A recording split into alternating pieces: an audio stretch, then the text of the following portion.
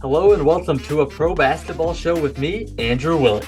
We are in the midst of WNBA coverage and excited to bring our content to you. You can catch a pro basketball show on streaming services such as YouTube, Apple Podcasts, and Spotify with live broadcasts on playback. Make sure to follow us at APBShow on social media platforms such as Twitter and Instagram, with more coming soon. Without further ado, a pro basketball show.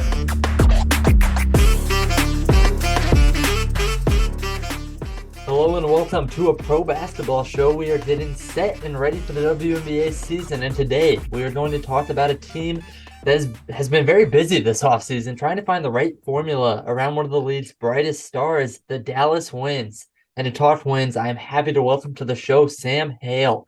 Sam is the pre-half and post-game host for FC Dallas English Radio, writes about the Wings and FC Dallas for D Magazine, our expert on the Dallas Wings. Sam, thank you so much for taking the time. I know it's a busy time of the year, but how are you? Oh, thank you for having me. It is a very busy time of the year, but I'm good. I'm blessed to be busy, and expert might be a little heavy, but I'm hoping I can prove you right at the very least. I try to undersell and over deliver. So if I can do a little bit of that today, then boy, I'd be just happy as a clam. You know what? We're gonna have a good time today talking about the Wings, and we'll get right into them here. How high can the Wings fly in Dallas this year? Boy, that's the question we're all trying to figure out right this minute. If I had to be middle of the road, I think they're probably somewhere in that playoff chase. I think if they don't make the playoffs, it'll definitely be a problem. I think that's why they've made a lot of the decisions they are. If we're talking about 90th percentile, hey, what can they really be? Third? If every single thing goes right, I think they could slot right into the Aces and right under the Liberty, because there's a lot of uncertainty under those two. I think we all kind of consensus think those are your two Titans, the Liberty and the Aces in some order. So if you're trying to find that third best team, if you're talking every single thing goes right, every player develops, the coaching staff is right, third's probably the top. If it goes really poorly, probably a lottery team. If we're talking injuries, if the coaching staff doesn't work out, I think there's a lot of range of outcomes. And I think the most comfortable I fall on is somewhere in that sixth range, mid-table playoff team that could maybe surprise you in the first round.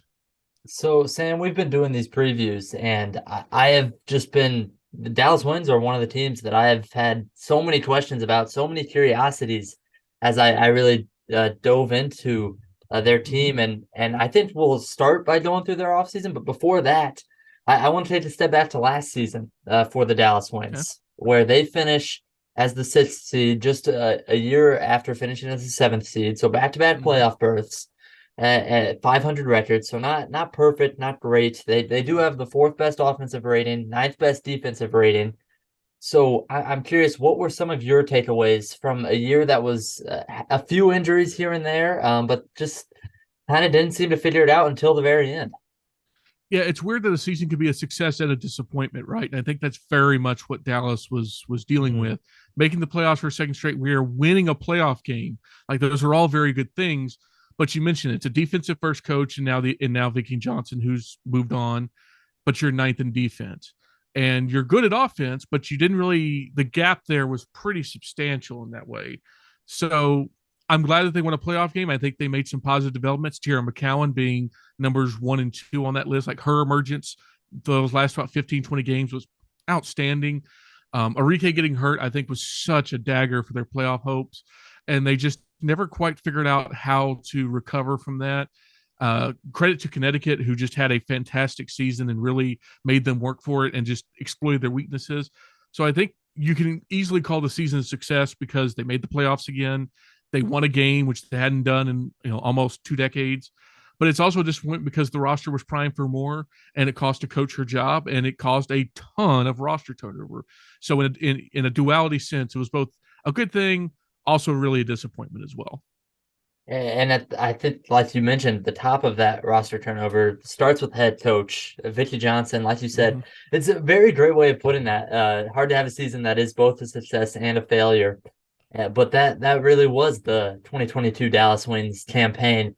Coming into this season, what are your thoughts on new head coach Latricia Trammell, and what do you think she's going to bring to this team?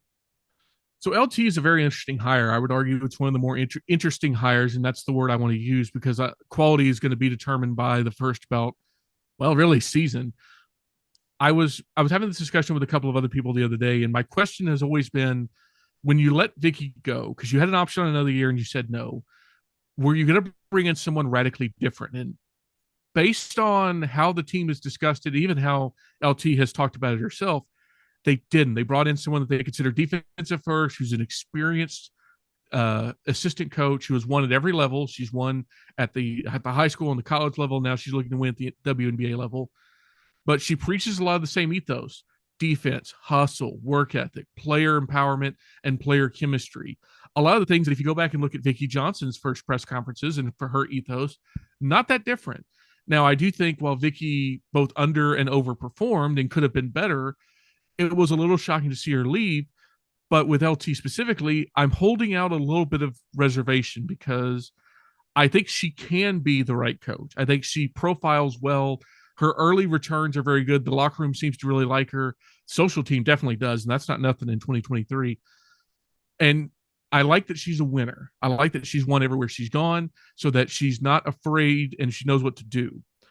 That said, she's got a very big job. Like, she's not walking into a situation like the Sun, who had success, or like the Sparks, who were really hurt by their coaching, or just, even if, let's say that, knock on wood, that Becky Hammond leaves Vegas, every coach and their mother is going to want that job because it's a fantastic job.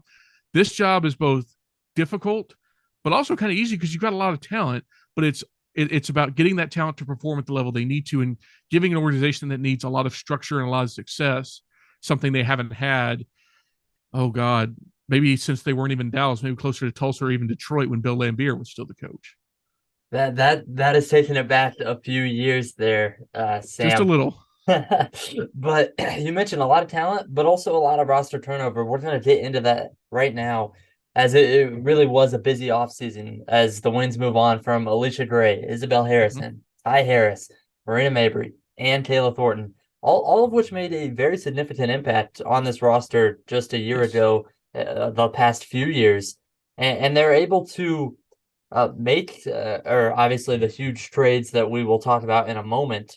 But when you look at kind of some of the veteran talent that they brought back in the door, in a Natasha Howard, a Diamond Shields, Crystal Dangerfield, even before you consider all of the draft picks, and we will get to the draft here shortly. Oh, good. But if you like look at veterans for veterans, you think these moves kind of brought back a equivalent amount of talent, veteran talent, that left the door that comes back in those three players? I do. So this is the weird thing as we talk about this offseason, because I think you need to divide it into two parts. And we're talking about what I think is the better part right now, which is that free agency trade space. I love the Natasha Howard acquisition. I think that brings them a lot of stability in their front court. It brings them a very consistent score, but more importantly, it gives them another defender alongside McCowan, but not just a paint defender. She can spread out and work on the arc, and she can defend two or three positions, which in the modern, just basketball in general, WNBA in specific, you need to have that sort of versatile, explosive defensive player that you can say, you're going to guard that team's best player, and you're going to succeed. So having her is extremely helpful for that. I think Diamond DeShields is going to fit a lot of what LT wants to get done. She can be a slasher. She can shoot a little bit, but she's got length. She can be that lengthy defender. I hate to say an Alicia Gray replacement because I don't think anyone can replace Alicia Gray. She's really fantastic, and I hate that she's gone, and there's just, unfortunately, nothing I can do about it. I am not the GM. But if you're going to replace Alicia Gray, or try to at least, having Flash, having Diamond are great ways to do it. I'm a little bit less thrilled with Dangerfield, not because of her necessarily, because I think just the need at that position was something. But even then, in a vacuum, veteran leadership, experience, former rookie of the year, needs a change of scenery. Okay, you could talk me into that with the condition that I thought they would address it a little bit more in the draft, and we'll get to that in a minute. But as far, and even, an underrated signing, Kalani Brown's on a training camp contract. I think there's a really good chance she could make the roster if she performs well, because a veteran backup big to someone like McCowan, considering what the rest of the front court depth looks like, specifically center, because it's Brown and Charlie Collier. And buddy, I don't know exactly what we're doing there. If you've got a crystal ball or an inside tip, let me know, because I don't think anyone knows just yet. But I think even Kalani Brown, a longtime veteran who could probably give you 10 to 15 minutes, maybe closer to 12 minutes in place of a 36-minute Tierra McCowan, would be a very big value pickup as well. So when it comes to just free agency, shipping out, moving in, I think they deserve like an A at least, because I thought it was really strong and it committed to an identity, and it gave me a lot of hope before we hit the draft last month. So I'm in agreement with you there. When I looked at their free agency, I was like, oh my goodness, that's a lot of talent out the Mm-hmm. door. But what they're able to bring in those veterans, I nearly makes up for it. And then you don't even start to consider all of the draft capital that they brought in with those trades that they made, being a part of the Dontrell Jones trade, being a part of the Marina Mabrey Mm-hmm. trade to Chicago. But they bring in a 25 first, this year's third overall pick, Chicago's first round picks over the next 3 seasons, including this year's draft. That's quite the haul to go in addition to those 3 players, and to get in to start with this year's draft, I felt like they did a really good job, and even to take it a step further, I don't know that I've ever seen picking 3, 4, 5 that high up, 3 picks in a row. It reminds me of the Charlie Collier, as we just mentioned, and a Watt Career just a couple of years ago, where you have 3 straight picks like that. But nevertheless, how do you grade kind of that first round of talent that the Wings were able to take in thanks to these trades? So the easiest way I can describe this is, I'm not sure if you're a movie guy or not.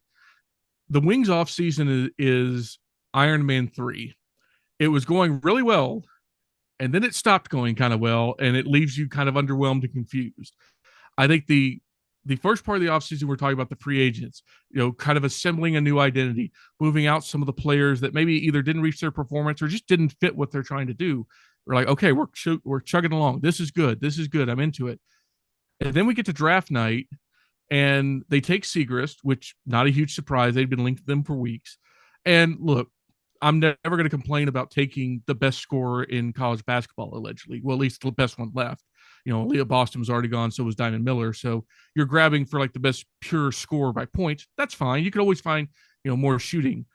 But then they trade up to 4, or trade for 4, I guess would probably be the better way to put it, since they didn't actually make the pick. Washington did, for Suarez. And I was like, okay, sure, fine. We're the wheels are wobbling a little bit. And then they end up with 5, and they take Seneschal, who I like as a player, but I question the fit. And that's the part of this, that the draft class, I think they drafted 3 talented players who do good things. And admittedly, I should disclose, I was very much on the just draft Haley Jones and profit strategy. Like I would have been happy with Jones, Segrist, and we're done. And I think they would be better, but they didn't. So now we're sitting here going, okay, well, you still have a problem at point guard unless you think Veronica Burton has taken that much more of a leap forward, or you really, really trust Dangerfield. And I'm not sure that I do, because 4 of your top 5 assist players left this offseason. The only one that's left is Enrique. And I don't want her handling the ball full time. That's just not what she's best at. She's best at knocking down shots and taxing a defense. She's not great at distribution. So to me, they didn't address their biggest issue, which was, you've got talented scorers down low, up high, and you even brought in Segrist, who will probably be a good scorer when she develops. But who's pulling the strings here? Like, you're asking a lot of 2 players in Burton and Dangerfield, and I guess maybe Seneschal will do a little bit of it. I don't think so. It's hard to tell. Like, I'm not saying she can. I'm saying I don't know. So that's why the draft confused me, because they could have had this defined lanky playmaker in Haley Jones, who's 6'1", who kind of fits into that guard everything, run the court, high basketball IQ player that I thought that LT would want, but they didn't take her. She goes to Atlanta at 6, which was really frustrating since they also have Alicia Gray now. So maybe it'll all work out. I'm a cynic, especially about the Wings draft, because they've just earned my cynicism. But in general, I think they've got talented players, but we've seen in the past, it doesn't matter how good they are. When they come to Arlington, things tend to fall down some stairs and things don't go right. So could it be great? It could 100% be really great. I am just a bit cynical and a bit we'll see on it, despite the fact I think the players themselves are very talented. Sam, for starters, after hearing about your thoughts on this draft, I love the Iron Man 3 reference. It's not Uh, often. You're never going to get that anywhere else. I promise you that much. no, you will. And ironically, I just watched it recently. So no, I'm so sorry. I like the take when it comes to the Dallas wins. I am also a huge Haley Jones fan, so that's where I thought Dallas was heading with at least one of those three picks. And So hoping so. me personally, I didn't mind the trade up for number 4 to where they drop off a couple of picks. I think it was a 25 first and Yeah, it a was one of their alternate 25s. I can't remember. I think it may be the Atlanta pick that, which probably won't be a problem. Atlanta's gonna be really good, so I'm not worried about that. fair. So I didn't mind that at all. What were your takes on that trade there in the middle? Confused initially when I saw that Dallas was trading up to get to take, or I guess to acquire Suarez. I'm assuming that meant that they told Washington to do it to take her, and then they finalized the trade later. Sure, why not? Bigs are hard to come by in the W, and if you can get a good big, as we've seen with Las Vegas and Asia Wilson, it's worth their weight in gold and platinum. Like there's no downside to having a really good big, and if one is good, two is better in this case. My concern is that the injury problem, and that's more of a long-term development. But if you, the ray of sunshine is she's probably not going to play much, if at all, this year. She's rehabbing the ACL, which is fine. They have a roster crunch they need to work through, so it's not that big a problem. But having her as like the backup to McCowan and learning from her and kind of working at the system, if it all works out, there's a lot of upside there, and they may have found a hidden gem. And if it works out, man, that's going to be aces. Not Las Vegas, just in general. But I think there's a risk profile there. And again, it's unfortunate that we have to cloud young women's future by the fact that the team that took them has been bad at developing lately. But that's just a thing. Like we don't, I hate to beat a dead horse, but it's a very real thing that Dallas has not developed well over the last few years, especially first round picks. You look at their roster, Enrique is without a doubt a success. If Satu Sabali can figure it out, she can be a success. She's uber talented, but she might be the poster child for uber talented player that has yet to find her stride. So, Alicia Gray was a first rounder, but she's gone. Skylar Diggins Smith also gone. It's a challenge. I think Suarez could be at the front end of a new core. I also think there's a real chance in 2 years we're going, what could have been there? So I think there's a lot of variance. I think that may be the big thing about this team is variance at every level, from the talent to the coaching to just their final results. Variance may be the word of 2023 at this rate. Variance. Yeah, that has been the key word coming up so far. When last thing on this draft class, I Sure. suppose it's a lot of very good players. Maddie Oh Cedrus, yeah. Stephanie Suarez, Lou Lopez, Seneschal, even Ashley Jones from Iowa State. I was Mm-hmm. a big fan of her heading into the draft. Who do you think is most likely to make the roster moving forward? Obviously, Suarez probably not this year, but moving forward, hopefully, if you take her with the number 4 overall pick. But any training camp battles that you're seeing, who do you think makes the roster out of this class? So I would have to assume Segrist is. If she doesn't, oh my God, we're gonna have a much larger conversation. Suarez is probably gonna get IR'd if she hasn't been already. So I'm assuming she'll work as a stash, essentially. See you next year. Maybe she gets better during the year. They can, but I can't imagine she's going to be back anytime soon. So she's just going to be put her to the side here. Um, I would imagine Seneschal does is like one of the back end guards. The question becomes like, is it going to be Miller that makes it? They've got a decision to make on the bottom end of their guard core, and maybe there's like 11 and 19 are the two flex spots there, because you can probably only keep one unless you're going to cut somebody that you already have. And even then, you're going to have to make some really tough decisions based on who you've got in camp right now. The real question becomes like in the front court, do you keep Collier or Brown? You probably can't keep both. Are you keeping one of the guards as opposed to someone like, do you get out under from a Watt Career this year? Because she's unprotected this year, but she's guaranteed next year. So if you're looking for max flexibility going to next offseason, you're probably having to make a call on Career either by a trade or by a cut. You can move some of the chaff around, like Jasmine Dickey is probably on notice at this point, even though she had a fantastic European season. Her debut just hasn't quite gotten there yet. Doesn't mean she can't, just hadn't done it yet. I think they're probably deciding between 11, 19 and Dickey as like their final guard spot. I don't really know. Like I think there's some good options there. it's really going to come down to like who's going to play the best defense, who provides the most energy. Maybe someone that can handle the ball a little bit would be helpful as well. I don't really know. Like that's going to be one of those where I think the Wings are going to have to make some very, very tough decisions. And prognosticating that's going to be very difficult because there's a lot of similar skill sets. There's a lot of similar talents, good talents, mind you. Dallas is more than likely going to cut somebody that's really good, and that's really unfortunate. Which is always my opportunity to say, please expand the league and please expand rosters, so I don't have to see really good basketball players walk out the door and be unemployed or go somewhere else. Because we should have pay them better, pay more of them, and let's get some more teams, please and thank you. You mentioned variance as the theme for the wins, like roster or more teams has been the theme for most of these podcasts. Oh yeah, Just not enough spots for all of these talented players. yeah, too much talent, not enough teams. You're 100% right. So we will take this transition point right here because I'm curious about the roster makeup. I like that's what has my eye like going on this Dallas Wings team because I looked at it and I see a lot of talented bigs. Like down low, I think Tiara McCowan, Natasha Howard, Awat Kuir, as well as Satu Sabali. That's four bigs who I think should play a lot. And you mentioned Smith, you mentioned Collier.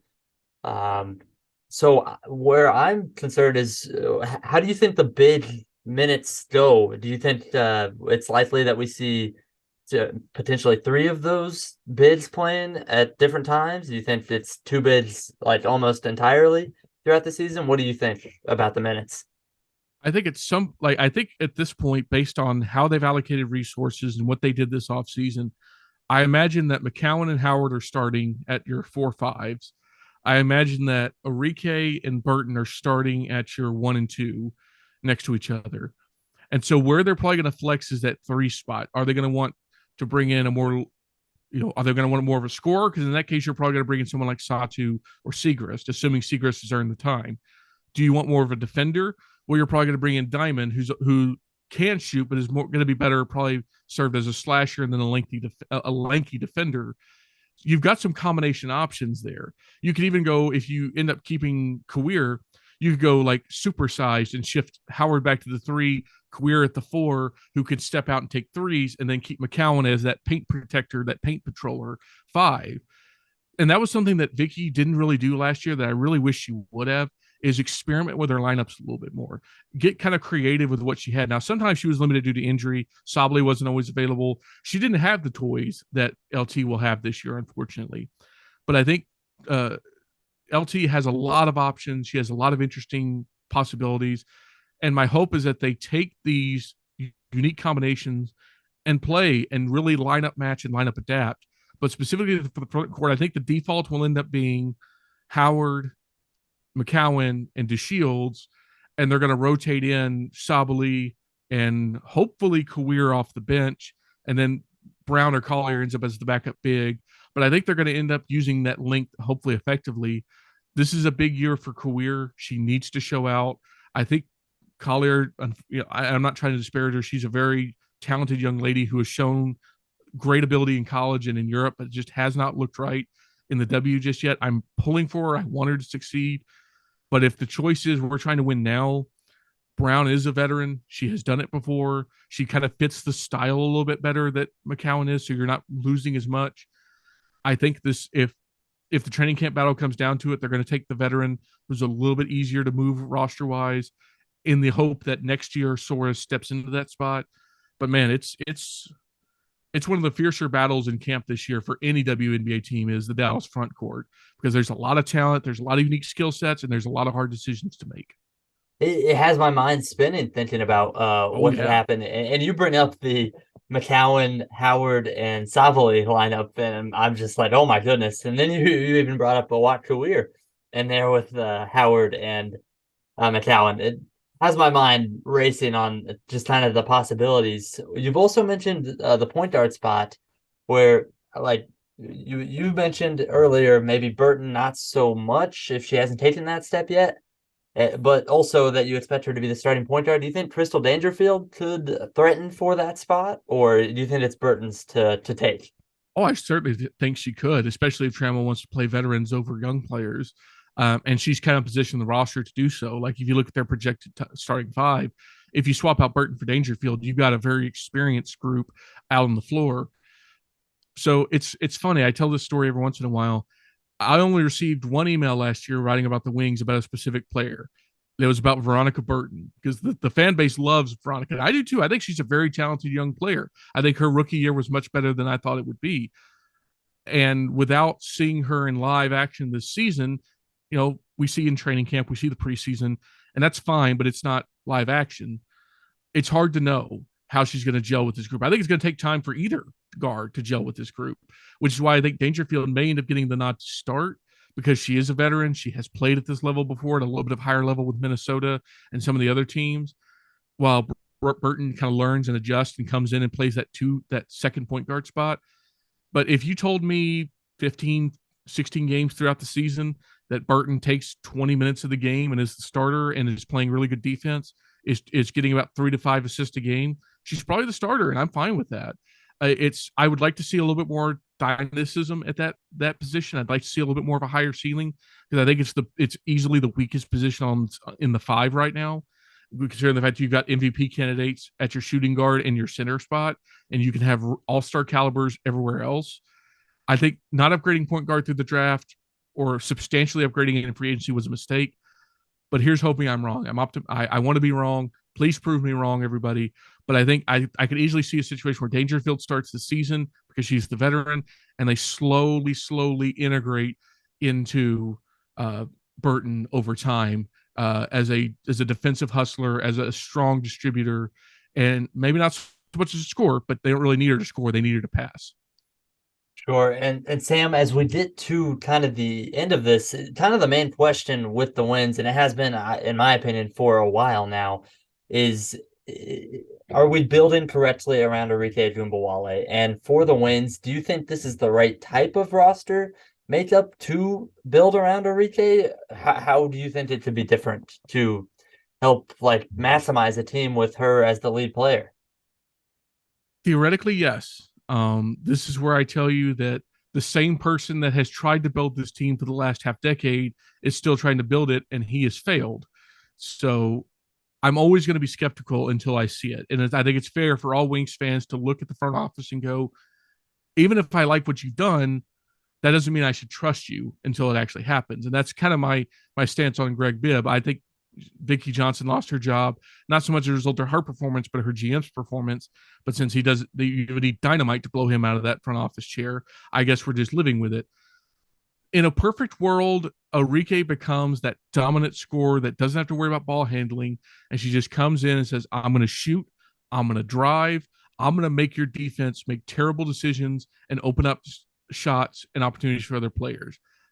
What I think could be the problem is if the point guard situation doesn't work out, they're going to put the ball back in her hands and say, you figure it out, you run the offense. And I just don't think that's her optimal use. I think she is a big time player who makes big time shots and is tough as nails and can lead the team. But team leadership doesn't necessarily mean on the ball all the time. So I think her best use is finding her on outlet passes, maybe working inside out, letting her just mismatching, screening her onto other opponents, letting her drive, getting wide open shots for her, like finding creative opportunities where she can get the ball and shoot, a more catch and shoot style as opposed to you bring the ball up, dribble. Because there were so many times in the last couple of years where she would come in, dribble the ball up, stand at the top of the key, and then we waste 15 seconds off the shot clock. And before you know it, nothing is opened up. The offense is stagnant, and she has to either drive and make a bad shot and draw a foul, or she just pulls up for a low percentage shot, even if she's a great shooter. So theoretically, having Howard and McCowan down low takes the offensive stress off her, but I'm not sure this is quite the right build until we see it. It could be if Satu is right, if Diamond is good, if Segrist is the shooter, if Seneschal can do the things. There's a lot of ifs here. If the ifs come in, yeah, probably. But you're fair to be skeptical based on who's done it, and it's fair to be skeptical based on previous results. And you bring up kind of all of the veteran presence, but like you said, all those ifs are a lot of young players. And so looking forward to seeing how they progress as the year goes on. I'm a big fan of Veronica Burton, like you said, Oh like yeah, you. Crystal Dangerfield, I thought she was really instrumental in the New York Liberty turning things around a little bit last year, most def. opening some things up for Sabrina Ionescu. I'm curious to see maybe some of the same for Arike Gumbawale. But yeah, curious at that point guard spot where it ends up, like you said, and looking forward to seeing how that works. Lastly, here before we get into some fun questions, Sam, I'm curious, what tier of the WNBA is this Dallas Wings team in? So I'll make this one easy. Third tier. You've got the aces who are the champions. They are, I think, they have the chemistry, they have the coach, they have everything you need. You've got the second tier, which is Liberty, and they're extremely talented, but we need to see what Sandy Brondello can do with them. We're just kind of waiting, and they'll probably, if everything gels, move up into that first tier very quickly, which means as of right now, Dallas is in that third tier of playoff team, talented, but and the but is all the questions we've asked during this particular show. Are the rookies right? Is the roster construction right? Did they get the coaching hire right? And if all those answers are you betcha, there's no reason they can't elevate to that tier two title contender. But right now it's playoff team, but in that tier three with a lot of the rest of the playoff teams. Hmm. It'll be a lot of fun to follow along with Dallas this year. So let's have some more fun. And Let's let's do talk it. about some predictions for this team. First of all, you mentioned they're in that third tier. That is a very large tier. Yes, But it do you is. have It's a almost every win? team. Yeah, right. But do you have a win-loss prediction for this team? Well, that's a good question. I would expect them to hover in that 20 win area, give or take a couple. I think if everything goes right, 18 to 20 wins is probably where I feel safe. If they're any higher than that, they've probably surprised. If they're any lower than like 17, they've probably had a major injury that's hobbling them. I think for the season to be a success, they probably need to be in that 18 to 20, 21 range. I liked it. And from my perspective, I was a little bit higher. I think like 22 wins would That'd be fantastic. feels it would be. I don't know what it is. I like this roster though. Like you said, a lot of good pieces. It's just a matter of seeing if it works. I'm a little optimistic, I think, on this Dallas Wings team. How I about for respect it. the MVP of this Dallas Wings team heading into the year? So there's two easy answers, and I'm going to stick with the easiest. It's got to be Enrique. Like if she's consistently good and consistently shooting, there's no reason why she can't be a not just a team candidate MVP candidate, but a league MVP candidate. I will say, if everything works out, I would not be surprised if we're talking about Tierra McCowan as both by the season's end. I think this coaching staff will tailor the offense around her and really utilize her skills because they got a roadmap on how to do it last year. So I think now with a full year in the system and a full understanding of how good she can be, I think if it's not Enrique, it's McCowan, and if it's both, whoo doggy, we're in great shape going forward. So we're in the same boat here where I think Arike, but I'm starting to think Natasha Howard and what she is going to bring Yeah, defensively, as well as what we saw from her last year in New York as the lone big for a while. I think her impact could be maybe a little bit more for a different category we're about to touch on. But I like your picks as well. Most improved player for this Wings team in most. 2023. Ooh, there's two that come to mind immediately. I'm gonna go on a limb and have fun. I'm gonna say a walk career. I think the right answer is probably Veronica Burton because I think she's working from a higher floor. But I think if Kawir is what she needs to be, which is a lanky defender who can play inside well enough and then step out and shoot 2 to 3 threes a game and make 2 to 3 threes a game, then she's gonna be a really important role player for this team. I think you could even make an outside argument for Satu Sabali, even though she's really good. She just needs to be more consistent. Her body needs to not betray her. But she had a fantastic season in Europe with Fenerbahce. But I think if we're having fun here, a Awak Kuir. That is a fun pick. Sixth player of the year. That's probably Satu. I think she's going to end up starting the year as the sixth woman. I think Diamond ends up getting a lot of the starts at that three spot, that kind of flex spot. But I think the best use of Satu is probably bringing her in when you need some scoring, when you need just someone that the defense doesn't have a lot of answers for. And I think saving her for 15 to 20 minutes a game as opposed to saying you're playing 30 plus is probably the best use of her as we currently understand her. And Sam, I think I know where you're going to go with this one, but defensive player of the year. I mean, you mentioned Natasha Howard, and it's hard to argue against that. She's probably the best defender on the team. I think Burton could be a sneaky pick here. I also think Diamond could be a sneaky pick there. But I think Howard was brought in to be a defensive ace, to be that stopper that kind of Kayla Thornton occupied last year and the couple years prior. So I think it has to be Natasha Howard. If it's not, that means either she has fallen off, which is very bad, or someone else has stepped up, which is very good. I was a little surprised you didn't go with Tiara McCowan there. It's a fair guess, but I think her offensive impact is going to end up being a little bit more than her defensive impact, though I don't want to shade her defense. It's just, I think she's going to end up being more of an offensively minded big, but I still think she will be a very good paint protector. All right. All right. And lastly, rookie of the year. The Wings have a few options here. They do. And I think what the popular choice is, there's really only two choices. And I think it's going to be Lou Lopez Seneschal. I think Segrist is going to have a good season, but I think Seneschal's versatility is going to make her playable in a lot of different ways. I think Segrist is going to be the better scorer, but I think that when you look at Seneschal's abilities, she comes from UConn by way of Fairfield. They think very highly of her basketball IQ. I think that's going to get her a lot of time.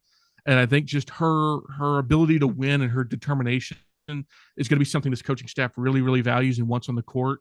So I think Segrist is the easy choice because she was the higher draft pick, she scores a lot. That's the sizzle, but I think the steak is Lou Lopez Seneschal. All right, all right. Now for some Twitch superlatives here. The unsung hero of the Dallas Wings team. Ooh, Veronica Burton. I think that's going to be the strong one. I don't think she'll end up starting, but I think that's going to be your choice there. This is where I liked Natasha Howard because I think it might go under the radar a little bit with all of the other talented players on the Wings. But last clown for this roster. Ooh, I think Diamond. I've seen some of her work on social, but you know what? Satu is a sleeper for that. She's very active and she's got a very great personality. So I would say Diamond, but then Satu. And lastly, the best trash talker on this team. Oh, that's easy. Arike, especially when her and Mabry were still together, a menace out there. But Arike's confidence gives her elite trash talk. So no question in my mind. Give me Arike. All right, Sam Hale, thank you so much for taking the time here. Can you tell everybody where they can find your work? Yes, absolutely. dmagazine.com. That's where I write about the Wings along with FC Dallas. If you want to check out all of my work, hit me up on Twitter as long as it's alive at the Samuel Hale. You can find me there. You can find me on Instagram on the same handle. I try to promote everything there. But yeah, feel free, anyone, to come find my work over there. And hey, thank you for having me. This was a lot of fun. I enjoyed it. On a pro basketball show, Sam Hale, thank you so much for taking the time to talk Dallas Wings. Yeah, I had a blast out here today. Yeah, my pleasure. Anytime you need me, Andrew, I'm happy to come talk to you. Thank you so much for tuning into a pro basketball show. You can catch a pro basketball show on streaming services such as YouTube, Apple Podcasts, and Spotify with live broadcasts on playback. Make sure to follow us at APBShow on social media platforms such as Twitter and Instagram, with more coming soon. Until next time, I'm Andrew Willett. Thank you for tuning in.